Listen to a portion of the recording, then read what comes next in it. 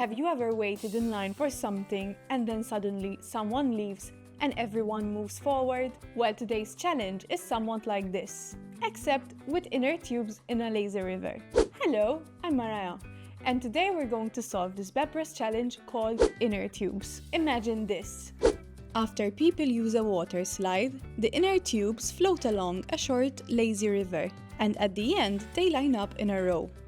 Let's say we have 8 inner tubes lined up like this: A, B, C, D, E, F, G, H.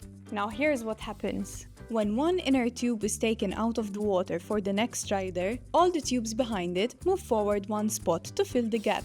So if a tube in the middle is removed, everything behind it shifts forward.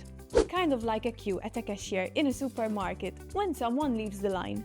Now here's your challenge. 5 inner tubes are removed in this order: B, G, E, D, H. Your task is to figure out how many times in total do inner tubes move forward by one position. A really helpful strategy here is to draw each step as you go. That's what I did, and it made it much easier to keep track of the moving tubes. Pause the video here and try to work it out, and then come back for part 2 to see if you managed to solve the challenge.